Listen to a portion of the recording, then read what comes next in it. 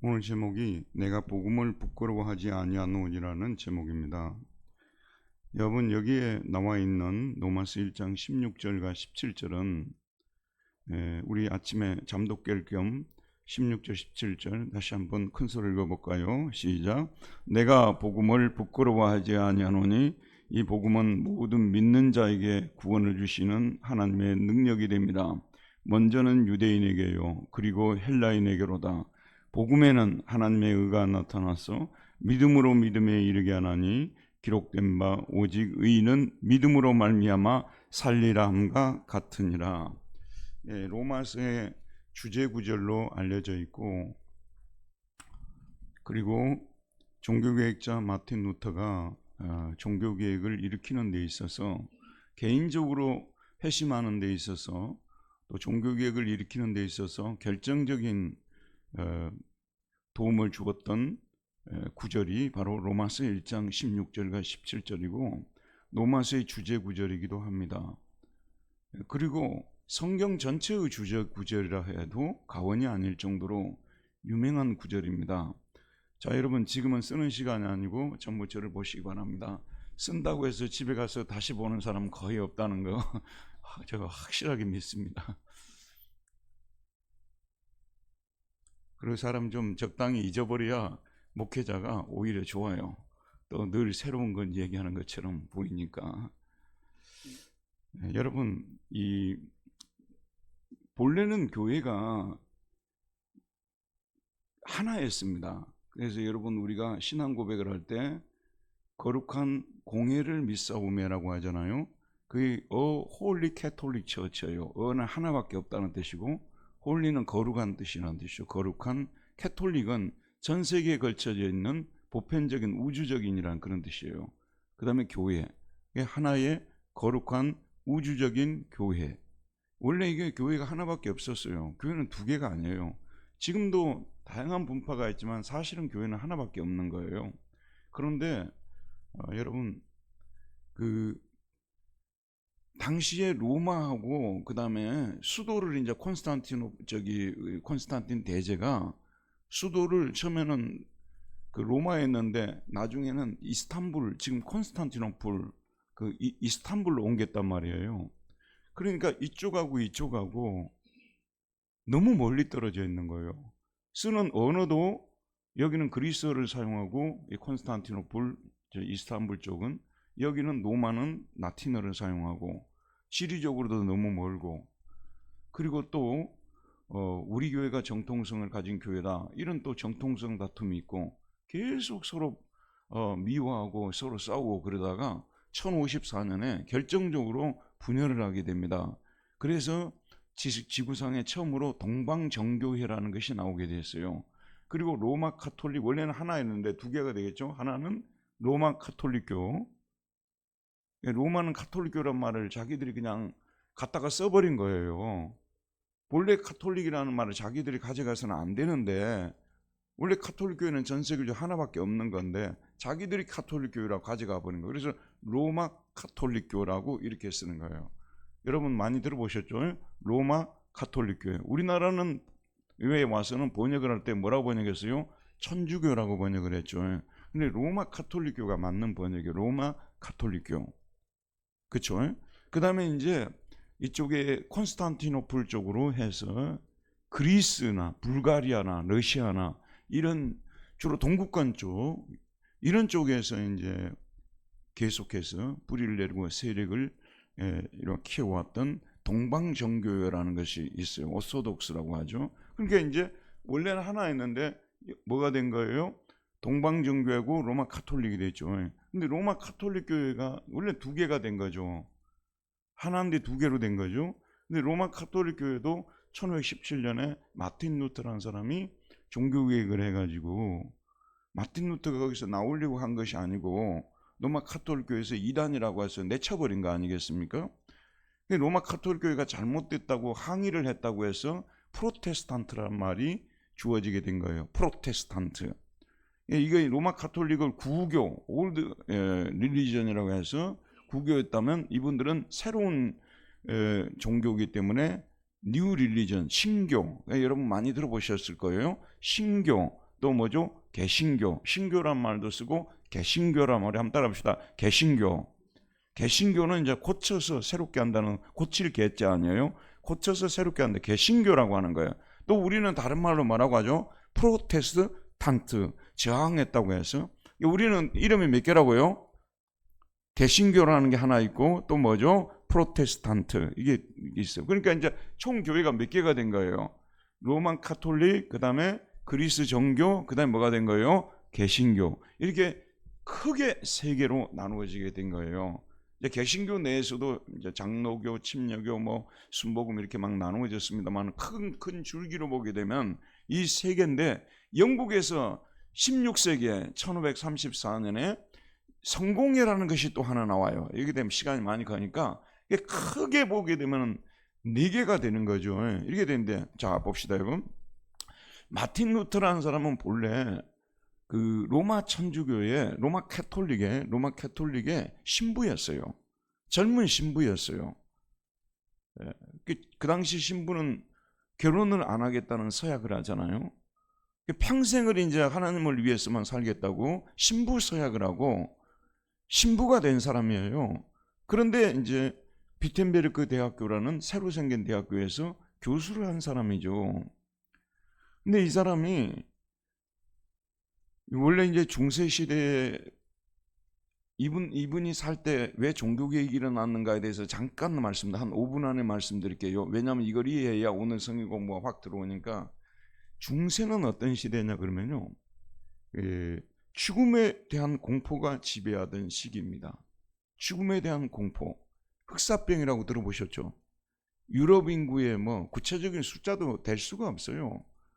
고칠 수 있는 방법이 없으니까 뭐 유럽 인구의 3분의 1이 죽었다고 할 정도로 그야말로 휩쓸고 간 그런 흑사병 아니겠습니까?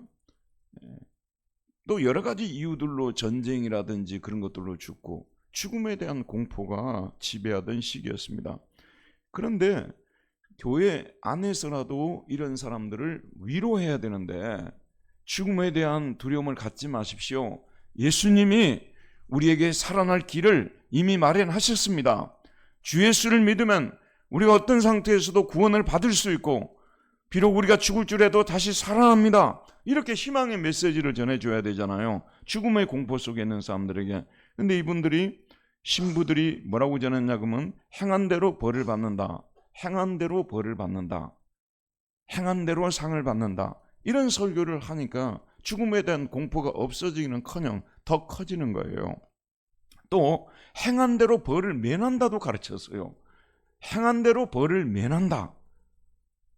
행한 대로 벌을 받는다는 설교도 무섭지만 행한 대로 벌을 면한다는 것도 무서운 말이에요. 처음에는 이 말이 무서운 말인지 몰라요. 행한 대로 벌을 면한다는 거잖아요. 형벌을 면하고 죽음을 면하는 거잖아. 근데 여기서 문제가 되는 게 뭐냐면 얼마만큼 행해야 되느냐 문제가 생기죠. 얼마만큼 행해야 되느냐. 공부해라. 똑똑한 아이는 뭐냐 그러면요, 얼마만큼 해야 공부하는 것인가. 책만 펴놓고 있는 것이 공부하는 것인가, 1시간만 하는 것이 공부하는 것인가, 2시간만 하는 것이 공부하는가, 하루 종일 공부하는 게 공부하는 것이냐. 여러분, 생각 있는 아이는, 똑똑한 아이는 이런 질문을 하게 돼 있는 거예요.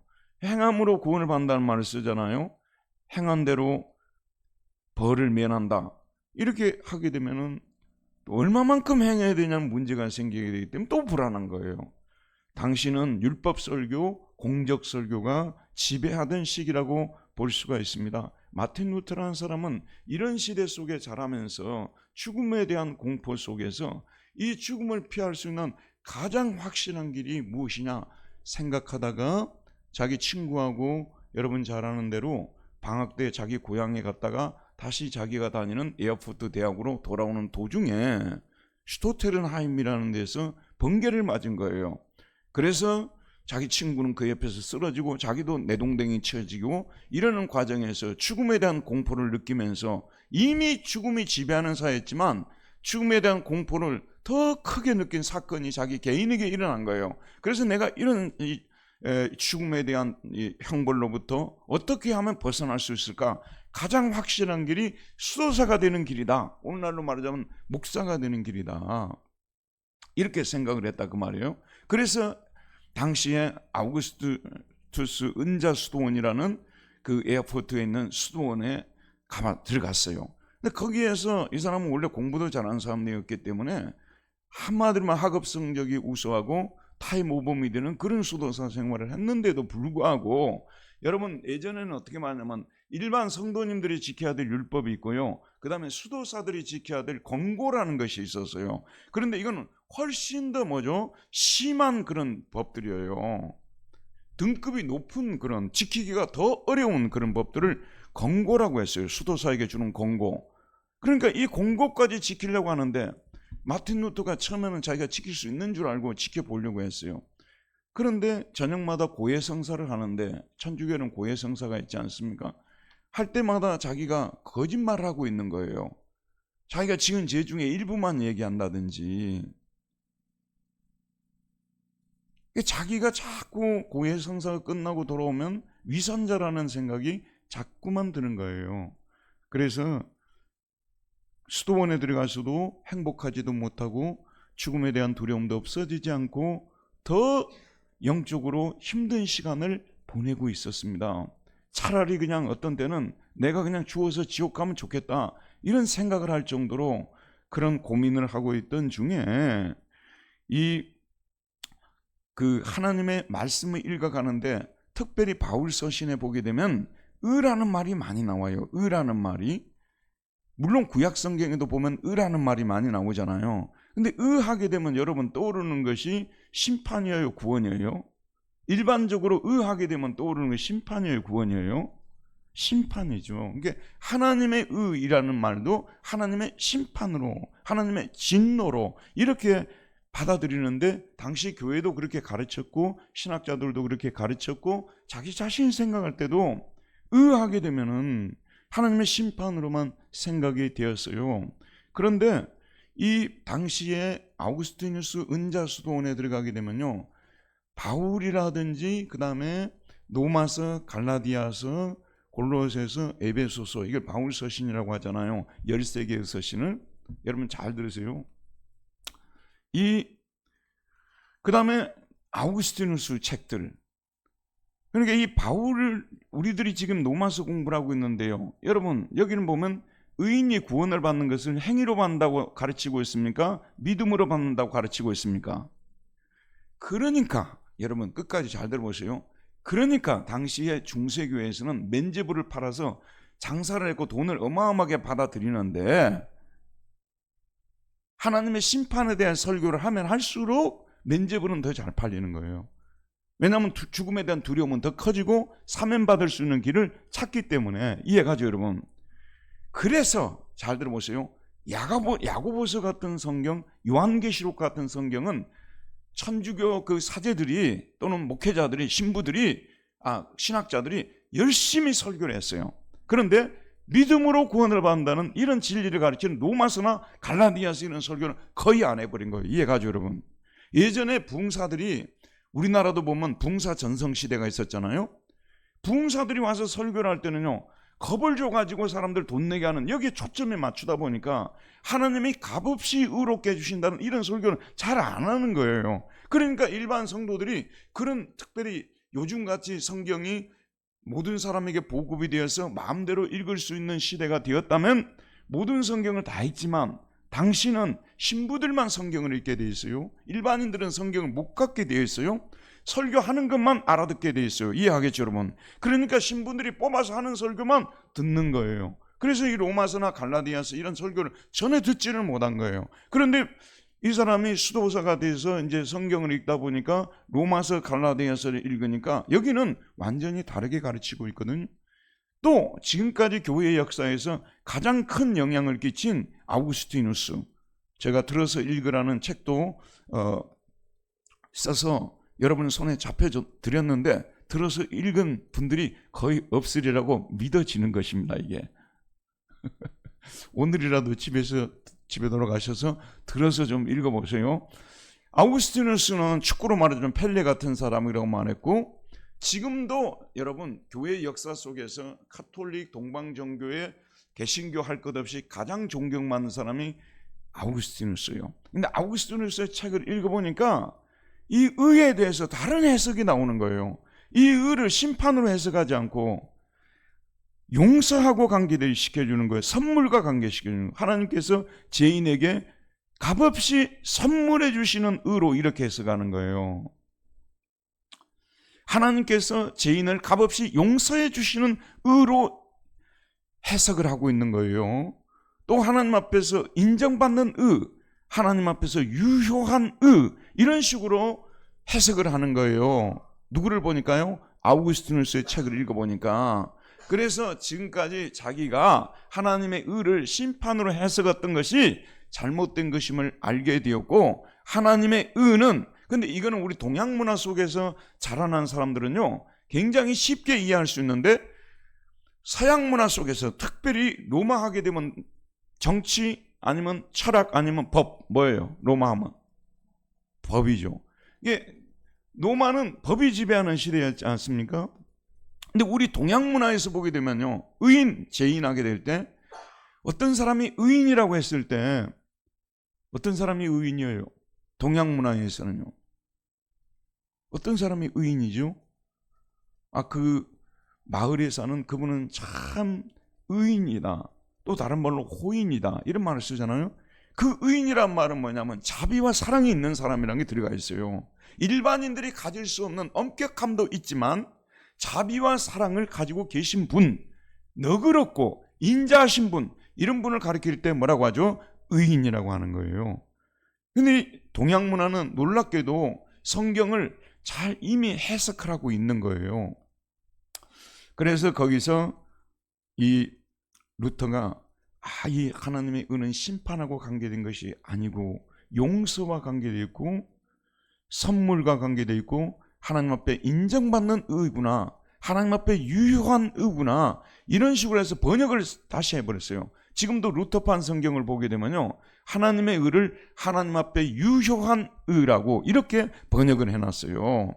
그래서 이 성경 구절들을 깨달으면서 마치 자기가 천국문으로 들어가는 것 같은 체험을 했다고 말하면서, 이제 이 사람은 비텐버 대학 교수가 되었지 않습니까? 그래 학생들 앞에 설교하면서, 일반인들에게 설교하면서 로마서, 갈라디아서 이런 데를 집중적으로 설교를 하면서 의인은 믿음으로 산다는 이 도리를 전파하게 된 거예요. 그러니까 여기에 모든 일반인들, 일반 성도님들은 좋아했겠어요? 좋아하지 않았겠어요? 모든 일반인들은 좋아하게 되었겠죠? 싫어하는 사람들이 있었겠죠? 어떤 분들이 계세요?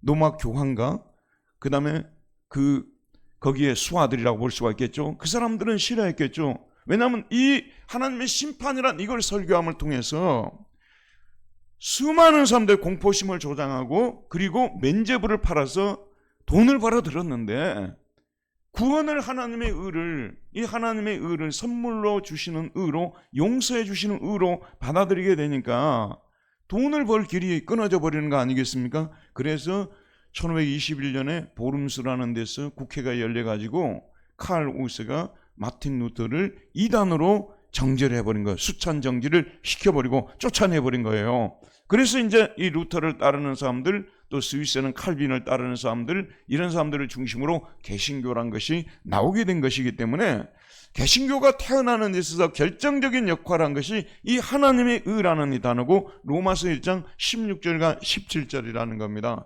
우리에게는 너무나 익숙해서 우리는 고마움조차 모르고 그냥 우리가 믿음으로 구원받는다고 생각하고 있지만, 당시에는 이 말은 거의 교회에서 들어보지도 못했던 말이고 충격적인 말이었고, 기존 교회 돈 버는 사람들은 타격을 주는 말이었고, 일반인들에게는 해방을 주는 정말 진리의 복음이었다는 것을 볼 수가 있는 것입니다. 사실 우리나라도 보게 되면요, 1945년 이전까지만 해도 이 죽음에 대한 공포, 그리고 심판에 대한 설교가 교회 안에 훨씬 더 많았어요. 믿음으로 구원한다는 설교보다도 행위로 구원받는다는 설교가 강단을 지배했다는 것을 우리는 볼 수가 있습니다. 어쨌든 자, 이런 배경을 생각하면서 오늘 공부를 해보도록 하겠습니다. 1번 보도록 합시다. 읽읍시다. 시작. 바울은 어떤 사람들에게 빚을 지고 있다고 말합니까? 1장 14절을 보도록 할게요. 시작.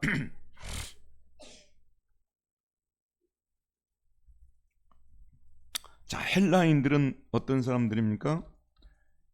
이 사람들은 지혜를 자랑하는 사람들이죠.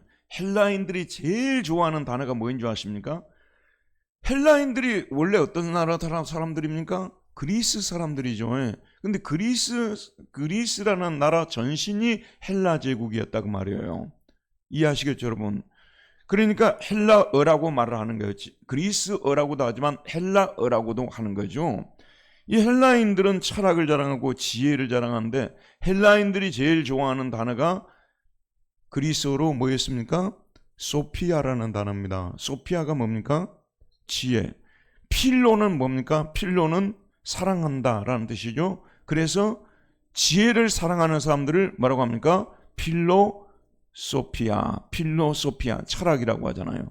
필로소피아, 철학이 거기에서 나온 것입니다. 헬라인들은 지혜를 사랑하는 사람들입니다. 그러면 어떤 사람에게도 이 바울이 자기가 빚진 자라고 말하고 있죠. 두 번째는 어떤 사람들에게요? 야만인들. 이 사람들은 논 그리크입니다. 그리스 사람들이 아닌 사람들은 다 야만인이라고 그랬어요. 그리스 사람들이 아닌 사람들은 다 야만인들이라고 했는데 그를 모르는 사람들도 야만인이라고 볼 수가 있겠죠. 그 다음에 또 어떤 사람입니까? 같은 말을 반복하고 있는 거예요. 어떤 분들요? 지혜 있는 사람들, 그 다음에요? 어리석은 자들. 그러니까 당신은 헬라인 아닌 사람들, 이렇게 딱 구분하는 시대였기 때문에 온 인류를 가리키는 거죠. 이 세상에 사는 모든 사람들, 배운 사람들, 배우지 못한 사람들, 남녀노소 할 것 없이 모든 사람에게 자기는 빚진 자라고 말하고 있어요. 모든 사람에게 빚진 자다. 여러분, 여기 계신 분들에게 물어볼게요. 여러분, 모든 사람에게 빚진 자라는 생각을 한 번이라도 해본 적이 있으십니까?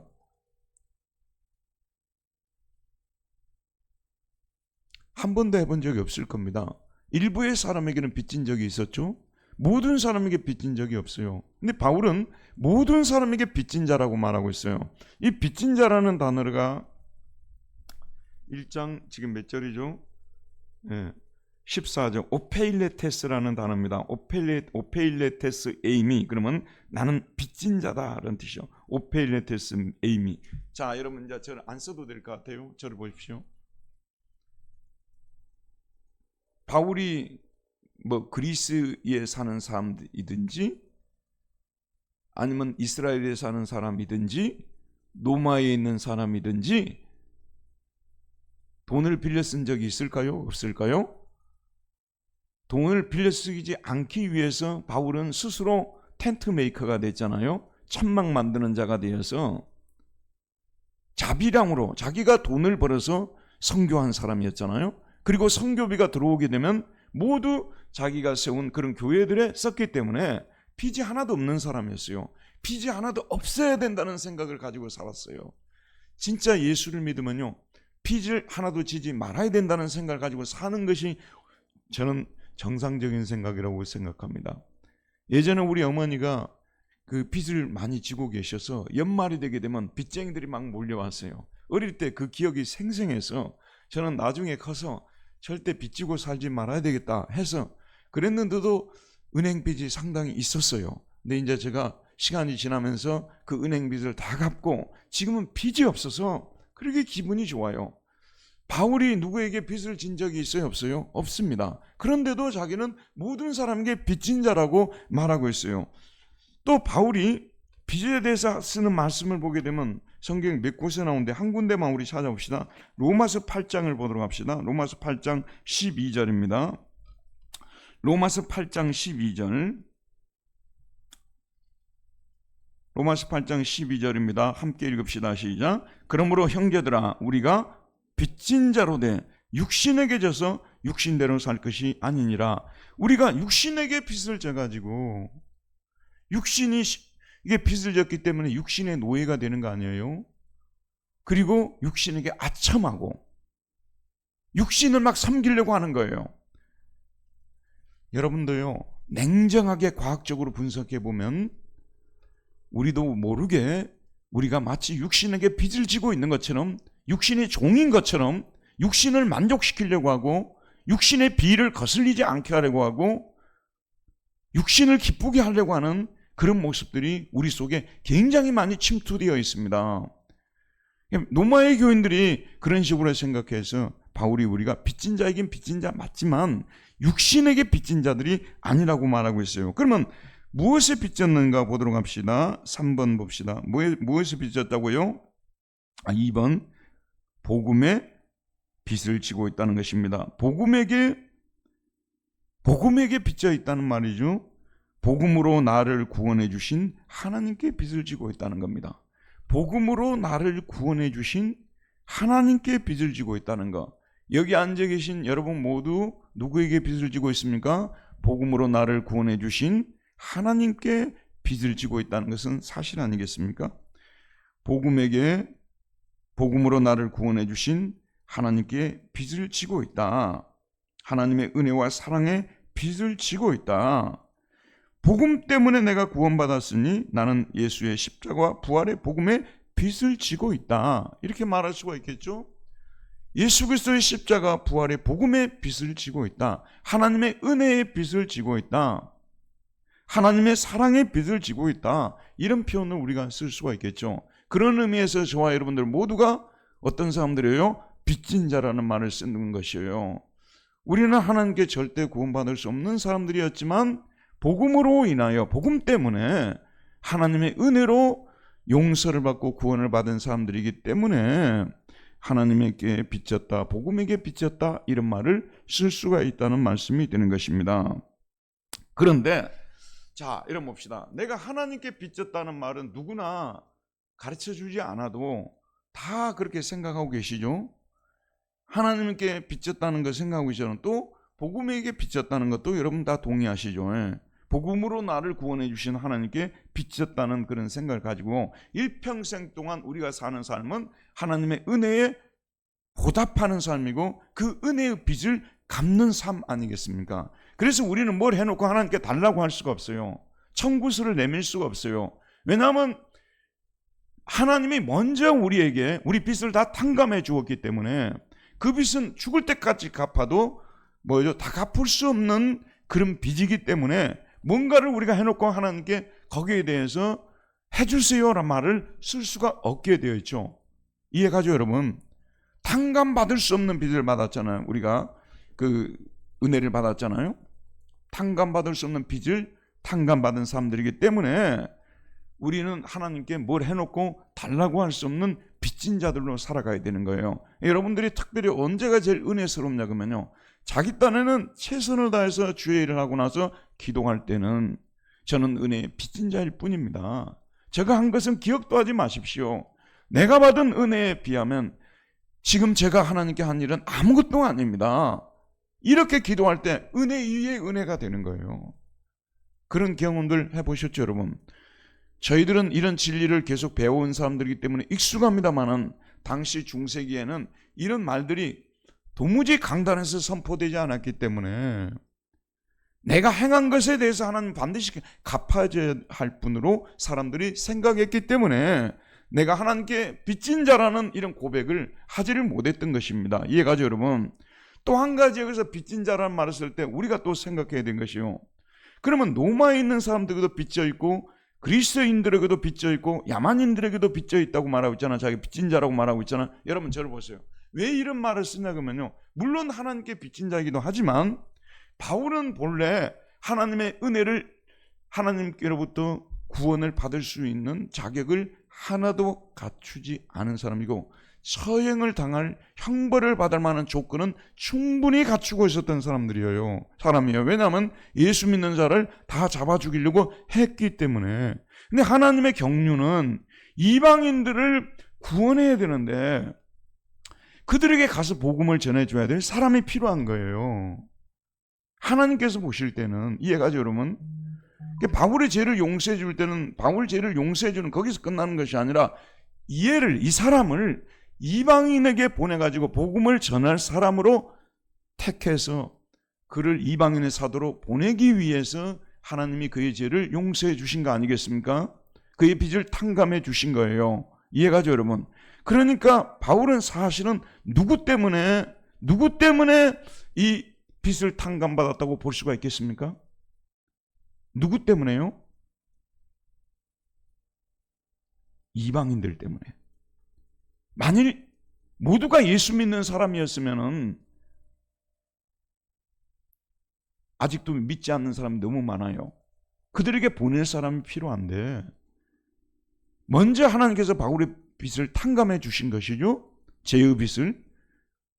그래서 너가 뭐 하라는 거예요? 가서 이방인들에게 이 복음을 전하면서 이 빚을 갚으라는 거예요. 이해가죠, 여러분? 그러니까 이방인들 때문에 사실은 바울이 용서받고 구원받았다는 말까지도 쓸 수가 있다는 것이죠. 그렇기 때문에 자기 머릿속에는 평생토록 자기가 이방인에게 복음을 전해야 될 의무가 있는 거예요. 빚을 갚아야 될 의무가 있는 것입니다. 그렇기 때문에 하고 싶어서 하고 안 하고 싶어서 안 할 그런 처지가 못 된다고 했어요. 그래서 바울은 뭐라고 했냐면, 내가 복음을 전하지 않으면 나에게 화가 임할 것이라는 말까지 썼어요. 무슨 얘기인지 알겠죠, 여러분? 아니, 이 빚을 자기가 갚아야 될 사람이 빚을 갚지 않고 있으면 화가 임할 거 아니에요? 감옥에 들어갈 수도 있고요, 재판을 받을 수도 있고요. 복음은 전해도 되고 전하지 않아도 되는 문제가 아니라, 바울은 반드시 이방인들에게 복음을 전해줘야 돼요. 왜냐하면 그 사람들 때문에 자기가 구원을 받았기 때문에. 이해하겠죠, 여러분?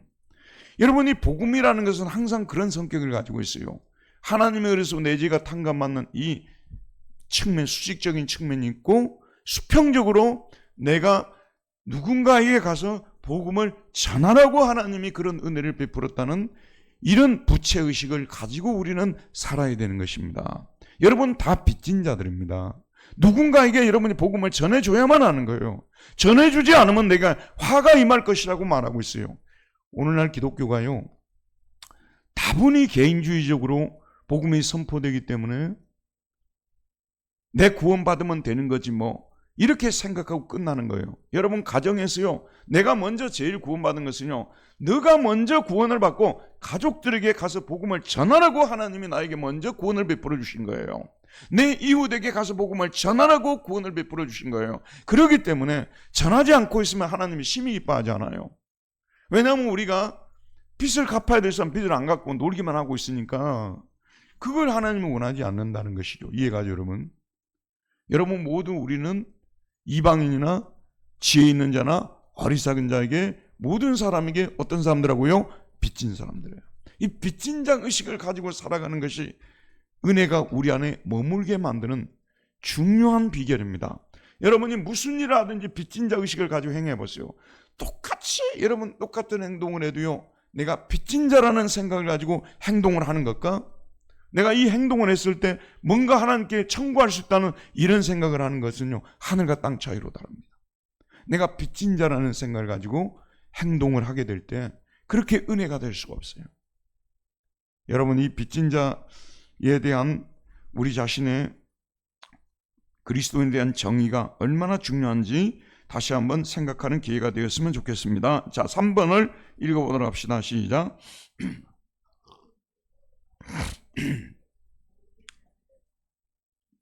바울은 오늘 말씀 보면 원문에서는 언제든지 준비가 되어 있다. I am ready입니다. 나는 이미 ready. 준비 뭐라고 하죠? 준비? 우리 한국에서 옛날에 준비? 땅이잖아. 근데 영어에서는 ready 그러잖아요. Are you ready? 그러잖아요. I am ready. 할 준비가 되어 있다는 거예요. 기꺼이 준비가 있어요. 뭐 할 준비가 되어 있다고요? 아니 거기에 보면 정확하게 할 수 있는 한 뭐죠? 예. 잠깐 내가 넘어서 봅시다. 여기 자 15절입니다. 우리 한번 15절 읽읍시다. 시작. 그러므로 나는 할 수 있는 대로 로마에 있는 너희에게도 복음 전하기를 원하노라. 내가 준비가 돼. 우리말로 할 수 있는 대로 돼 있는데요. 준비가 돼 있다는, 기꺼이 준비가 돼 있어요. 뭐 할 준비가 돼 있다고요? 로마에 있는 너희에게도, 바울 선생님을 여기까지 오게 하려면 이게 얼마나 바울 선생님이 고통을 주는 것이냐. 아니라 나는 빚진 자이기 때문에, 너희들에게 빚을 지고 있기 때문에 언제든지 불러주면 기꺼이 갈 용의가 되어 있다는 것입니다. 기꺼이 갈 준비가 되어 있다는 말씀이 되는 것이죠. 왜냐하면 자기는 빚진 자이기 때문에, 로마에 있는 그들에게도 복음을 전해야 되기 때문에 언제든지 콜만 하면 언제든지 나는 갈 준비가 되어 있다는 그런 말씀입니다. 여러분도요, 다른 것은 몰라도 누군가가 나에게 복음을 좀 전해주려고 부탁을 한다면 기꺼이 달려갈 준비가 되어 있어요.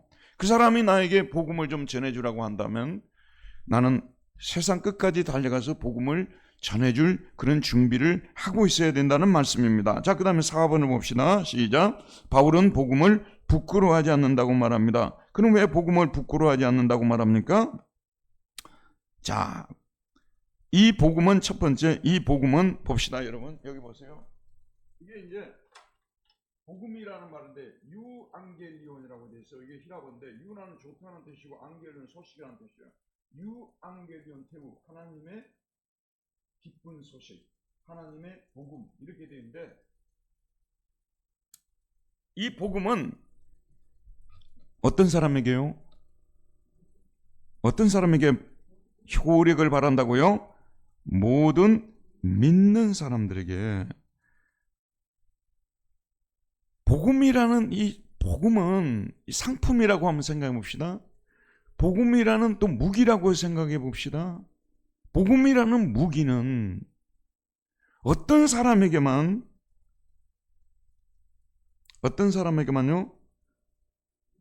믿는 사람에게만, 행하는 사람에게가 아니에요. 아는 사람에게가 아니에요. 믿는 사람에게, 예수 그리스도의 십자가와 부활을 믿는 사람에게, 믿는 사람에게 뭐죠? 구원을 주시는 하나님의 능력이 되기 때문이라고 말하고 있죠. 믿는 사람에게 구원을 주시는 하나님의 능력이 되기 때문이다 라고 말하고 있습니다. 여러분, 행하는 자에게 아니에요. 아는 자에게가 아니에요. 알기만 하면 안 되는 거예요. 믿는 사람이 돼요. 예수 그리스도의 십자가 부활에 대해서 아는 사람만 되면 안 돼요. 믿는 사람이 돼야 돼요. 믿는 사람. 복음 속에는 여기서 능력이, 이 능력이라는 단어가 여기가 빨간색이 없어졌네요. 이게 뭐냐면 드나미스라는 단어인데, 드나미스에서 다이나마이트가 나왔잖아요. 복음 속에는 다이나마이트 같은 능력이 있어요.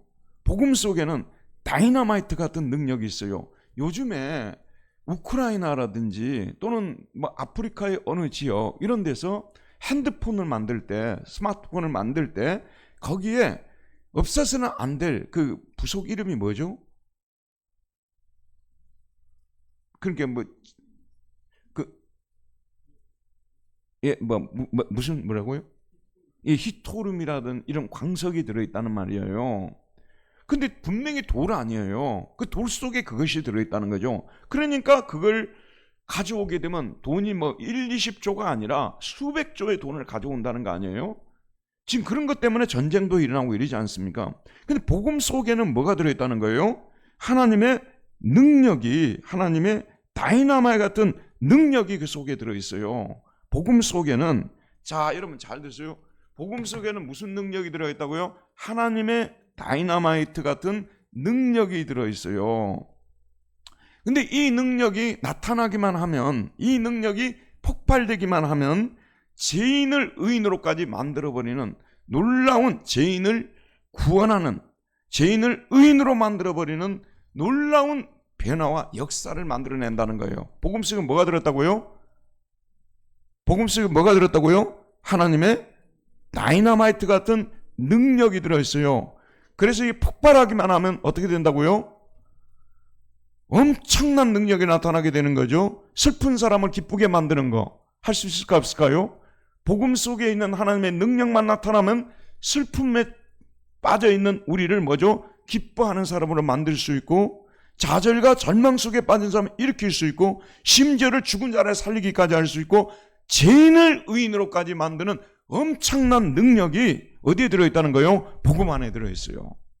아까 말씀드린 히토름이라든지 이런 진귀한 그런 어떤 광석 있잖아요. 이런 것들이 어디에 들어있다고요? 그냥 돌 속에 들어있다는 말이에요. 마찬가지로 복음 안에는 이런 엄청난 하나님의 능력이 들어가 있는데 나타나기만 하면 어마어마하게 하게 된 거예요. 여러분, 복음이 우리 안에 들어왔죠. 복음이 우리 속에서 능력을 일으켜서 놀랍게 우리를 변화시킨 거예요. 죄인을 의인으로 변화시켰을 뿐만 아니라 그 이후에도 우리가 역경을 헤쳐나올 수 없을 때 복음의 은혜로 십자가를 생각하고 부활을 생각하면서 그 복음을 들으면서 힘을 내게 되고 일어서게 되고 용기를 갖게 되고 그런 순간이 얼마나 많았습니까? 맞죠, 여러분? 마지막 한 가지 말을 드려야 돼요. 근데 이 복음의 능력이 나타나는 데는 항상 접선이 돼야 되는 거야. 다이너마이트가 이렇게 있지 않습니까? 거기에 뭘 붙여야 되는 거예요? 무엇을 붙여야 됩니까? 불을 붙여야 되는 것처럼 이 하나님의 능력이 복음 안에 있지만은 믿음이라는 것을 접선을 시키지 않으면 절대로 이 복음은 능력이 나타날 수가 없어요. 아니, 예수 십자가 부활, 그래 나 믿어, 그래 나 알아, 그것까지는 안 돼요. 반드시 믿어야만 하는 것입니다. 믿어야만, 이 믿음을 통해서만 하나님의 능력이 우리 안에 폭발적인 그 역사를 일으키게 된다는 말씀이 되는 거기 때문에 아무리 복음이 좋아도, 아무리 복음이 전화도 뭐가 없으면요? 믿음이 없으면, 아무리 복음 속에 하나님의 구원의 능력이 나타난다 하더라도 뭐가 없으면요? 믿음이 없으면. 이게 매우 중요합니다. 이걸 솔라피드라고 해서 우리 종교개혁자들이 그렇게 많이 강조를 했어요. 제가 지난번에도 말씀드렸죠. 여러분 보세요. 예수 그리스도를, 이게 복음입니다. 예수 그리스도가 복음 아니에요? 복음을 무슨 통로를 통해서 나타난, 뭘 통해서요? 믿음으로 그 다음에 뭐가 나타나는 거예요? 우리에게는 이거 보세요. 예수 그리스도가 복음이에요. 좀 더 구체적으로는 예수 그리스도의 십자가와 부활이 복음이죠. 이해했죠? 예수 그리스도의 십자가 부활이 복음입니다. 그분을 믿으면, 복음을 믿으면 제사함을 받고 영생을 얻는다는 게 복음 아니에요? 맞죠? 근데 이 복음은 반드시 효력을 나타내기 위해서는 뭘 통해서요? 믿음. 반드시 믿음이라는 이거 행위는 안 돼요. 복음은 행위를 통해서 역사하는 것이 아니에요. 이걸 잘 알아야 돼요. 복음은 믿음을 통해서만 역사하는 거예요. 예수 그리스도를 인격적으로 신뢰해드리는 것. 임수권사님, 제가 지금 오늘 수도 없이 많이 가지고 있어요. 내가 그런 사람이라는 것을 믿어주신다면 제가 얼마 좀 드릴 수 있을까요? 이게 여러분도 한번 살아가면서 한번 생각해 보세요. 여러분도 한번 생각해 봐요. 제가 왜 오늘 또 서서 여러분에게 말씀드리냐면 수많은 사람들이 믿음이라는 말의 의미를 모르고 믿음 생활을 하는 거예요. 한문으로는 신앙이라고 하잖아요. 여러분, 정신을 좀 차리라고 여러분들에게 확실하게 각인을 시켜드리기 위해서 일어나게 된 거예요. 어떤 사람이라도요, 비록 내가 보잘것없는 사람이라 하더라도 누군가가 나를 믿어준다는 것이 얼마나 나를 기쁘게 하는지요. 누군가가 나를 진정으로만 믿어준다면, 내가 어떤 사람인가를 알고 믿어준다면, 내가 가진 것이, 여러분, 가진 것 중에서 모든 걸 다 줄 수는 없다 할지라도 그 사람이 필요로 할 때 뭐라도 주고 싶은 생각이 드는 거예요. 언제요? 믿을 때. 나를 믿어줄 때. 하나님이 그런 분이라는 것을 왜 여러분 못 믿습니까?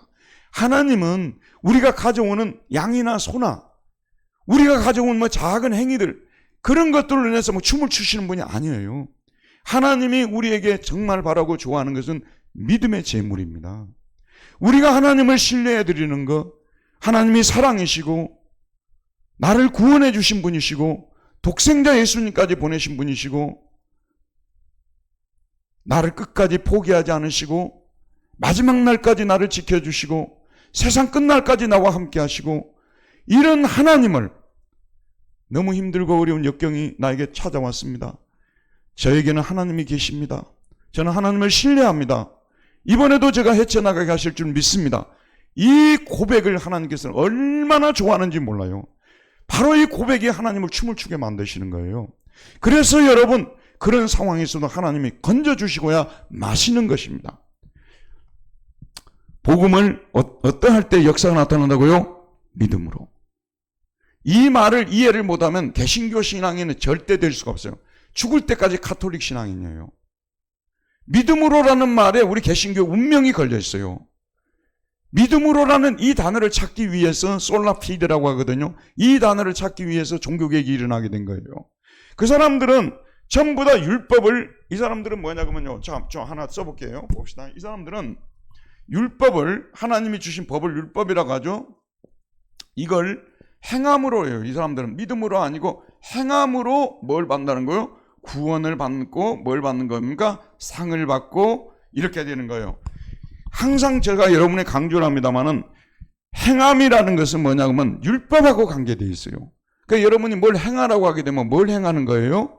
율법을 행하는 거예요. 하나님이 하라는 건 하고 하지 말라는 것은 하지 않는 거, 그거잖아요. 율법을 행함으로 구원을 받으면 죽었다 깨어나도 구원을 못 받아요. 마틴 루터 같은 사람 직접 가서 해봤잖아요. 수도사가 돼서 해봤잖아요. 여러분이 10계명의 이제 우리 계명이 10가지 계명으로 요약할 수 있지 않습니까? 어떤 계명 하나라도 여러분이 100% 순도로 지킬 수 있을 줄 압니까? 제가 늘 여러분에게 예를 들어서 말씀드리는데, 주의를 거룩히 지키라, 안식일을 기억하여 거룩히 지키라. 안식일을 기억하여 거룩히 지키는 것이 어느 정도 지켜야 돼요? 주일날 교회 한번 나오는 것이 안식일을 기억하여 거룩히 지키는 것입니까? 여러분, 예전 분들은요, 주일날 돈 쓰면 안식일을 깨뜨리는 거라고 생각했어요.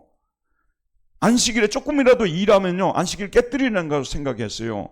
24시간을 우리가 하나님만 바라보고 생각하고 묵상하고 찬양해야 안식일을 기억하여 거룩히 지키는 건데, 그렇게 할 수 있는 사람이 어디 있겠어요? 만일 그래서 천국 간다면 저는 지옥을 한 1000번도 갔을 거예요. 왜냐하면 오후 시간에는 저는 주말 연속극을 보기 때문에. 이게 문제야, 이게. 이런 식으로 율법은 행해서 구원에 이르는 건 거의 불가능한 거예요. 전적으로 불가능합니다. 여러분 보세요. 구원에 이르는 길은 하나님이 만들어 놨어요. 이 길로만 구원을 받아야 되는 거예요. 복음을 믿음으로 구원을 받는 거예요. 이 믿음으로 구원이 완성된 사람들이, 받은 사람들이 율법을 행하면서 하나님을 기쁘시게 드리는 거예요. 이해하겠죠, 여러분? 행함을 하지 말라는 얘기 아니에요. 구원을 받기 위해서 행하면 안 되는 거예요. 구원은 믿음으로 받는 거예요. 아멘. 행함으로 하나님을 기쁘시게 하는 거예요. 도인이 엄마, 도인이가 제 힘으로 태어났어요? 제가 돈 주고 태어났어요? 공부 잘해서 태어났어요? 엄마 아빠가 낳아준 거예요. 아무것도 한 것이 없어요. 그러면 자기가 부모님의 자식인 줄 알고 자기가 하라는 건 하고 하지 말라는 것을 하지 않을 때 부모가 기뻐하는 거 아니겠습니까? 바라는 게 뭡니까? 도인에게 집 사주기 바라십니까? 바라지 않을 거라고 저는 믿어요. 요즘에 우리 부모님들 자녀들에게 바라면 불행이에요. 바라지 않겠죠? 바라는 게 뭐겠습니까?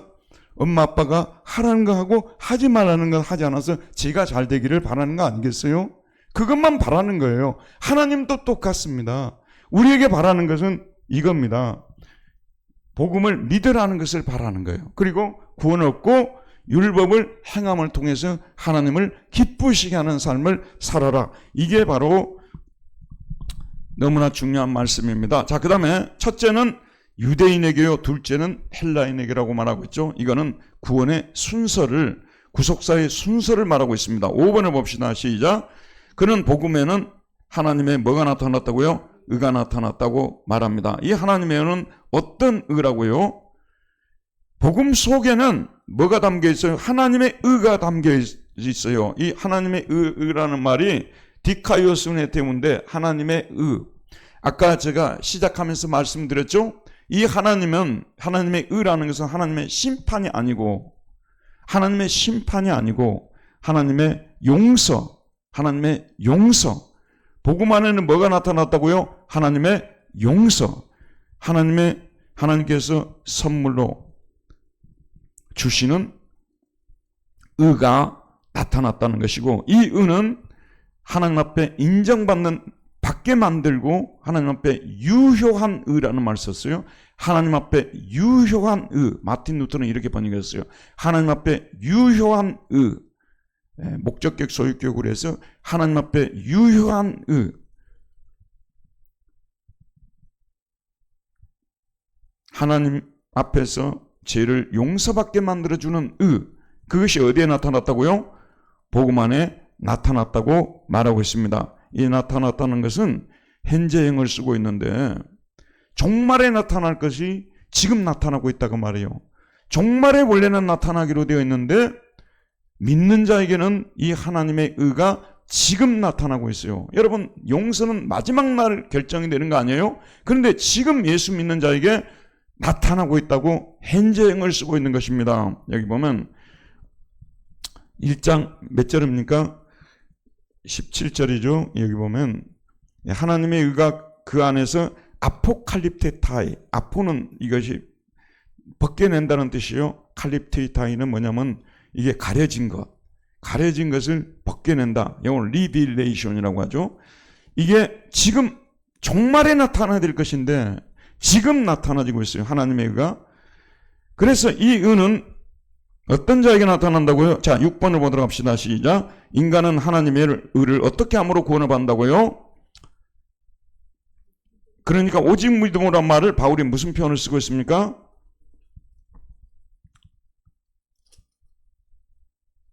복음에는 하나님의 의가 나타나서 그 다음 뭐라고 했어요? 믿음으로 믿음에 이르게 나니. 이게 강조형이에요. 오직 믿음을 통해서만이란 뜻이에요. 오직 믿음을 통해서만.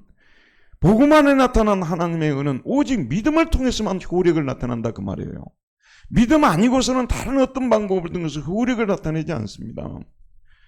복음 안에 나타난 하나님의 의는 오직 믿음을 통해서만 나타나기 때문에 인간은 하나님의 의를 오직 믿음을 통해서만 구원을 받을 수 있다는 말씀이 되는 것이죠. 자, 마지막 7번입니다. 읽읍시다. 시작. 이런 방법으로 의로워지는 방법은 구약성경에 어떤 선지자가 예언했습니까? 17절. 기록된 바 오직 의인은 뭐라고요? 믿음으로 말미암아 살리란가 같으니라. 어떤 선지자죠? 하박국 선지자가 2장 4절에서 말했습니다.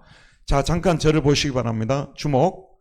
저를 보시기 바랍니다. 일어서게 되는 것은 다른 이유가 아니라요. 제가 좀 힘을 내기 위해서 그래요.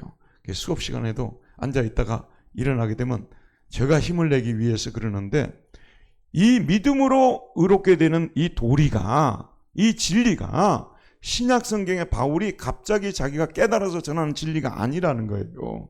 이미 저 거슬러 올라가 아브라함 때부터 아브라함이 하나님을 믿으니 이것을 저에게 뭘로 여겼다고 말하고 있죠? 의로 여기시고라고 말하고 있습니다. 내 자손을 통해서 하늘의 별과 바다의 모래와 같은 수많은 믿는 자가 생긴다고 말했을 때 아브라함이 그 사실을 믿었죠.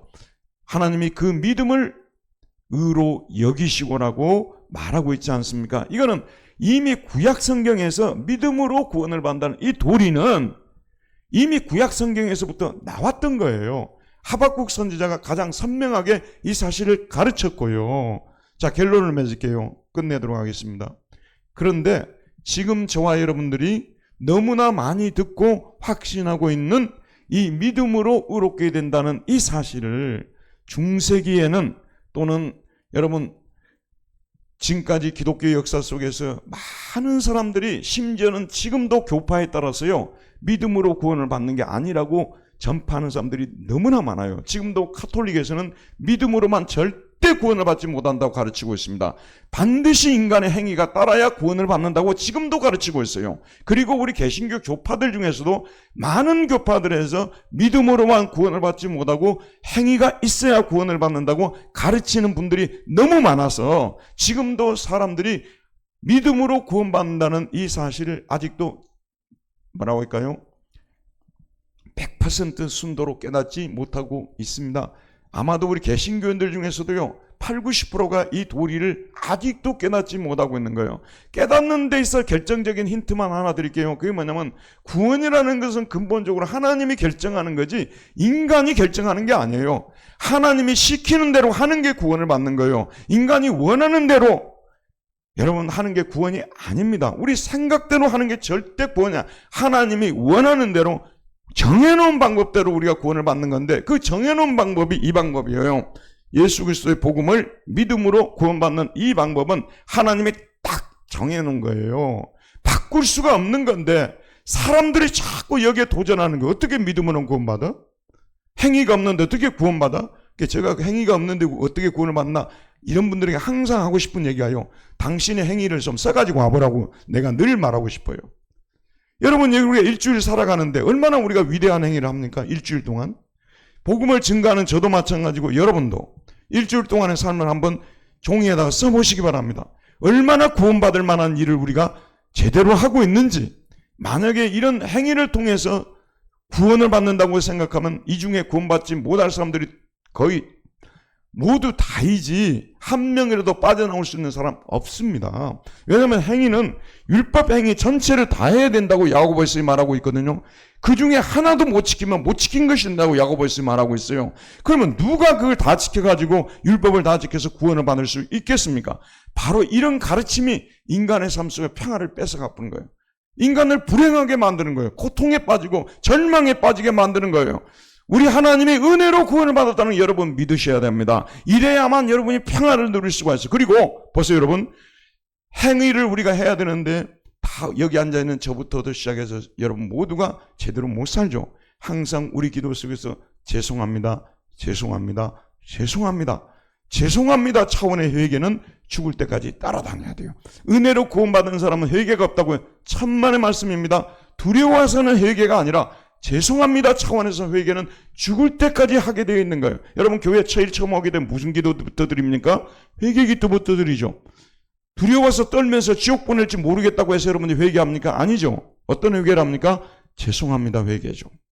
은혜 받은 자로서, 구원받은 자로서 더 열심히 살아야 되는데 그렇게 살지 못해서 부끄럽고 죄송해서 드리는 회개는 언제까지 간다고요? 죽을 때까지. 이런 회개가 없는 사람은 거짓말로 믿은 사람이에요. 참으로 하나님을 믿은 사람은, 구원받은 사람은 이런 죄송합니다 회개는 죽을 때까지 하게 되어 있는 것입니다. 그래서 이 믿음이라는 것이 행위를 없애버리는 것이 아니라 도리어 우리로 하여금 율법 행위를 더 열심히 행해서 하나님을 기쁘시게 해드리려고 애를 쓰게 되는 것이고요. 그리고 그래도 못했을 때 항상 주님 앞에 나와서 죄송합니다, 죄송합니다 이런 말을 하면서 살아가는 이것이 바로 구원의 참된 도리라는 것. 우리 개신교는 이런 도리를 전파하려고 했던 것이고요. 지금도 이 도리를 깨닫지 못하는 분들이 로만 카톨릭부터 시작해서 수많은 교인들이, 수많은 교파의 사람들이 이 도리를 깨닫지를 못했고 헷갈려가지고 지금도 죄송합니다 회개가 뭔지, 회개가 이런 부분에 정리가 안 돼서 너무 많은 어려움들을 겪고 있습니다. 오늘 여기까지 하고 마치도록 합시다. 하나님 감사드립니다. 오늘도 부족한 저희들 구원해 주시고 또 우리 하나님 구원의 도리를 배울 수 있도록 은혜 베푸심을 감사드립니다. 복음을 믿음으로 의롭게 되고 구원받는다는 이 도리를 날마다 가슴 속에 묵상하면서 나 같은 죄인을 은혜로 구원해 주신 예수 그리스도의 십자가 보혈로 구원해 주신 이 은혜를 감사하며 찬양하며 내가 할 수 있는 한계 속에서 내가 할 수 있는 일을 최선을 다해서 할 수 있는, 그리고 못했을 때 죄송합니다 하나님께 회개의 기도를 드리며 살아가는 우리 모두가 되게 하여 주옵소서. 예수님의 이름으로 기도하였습니다. 아멘.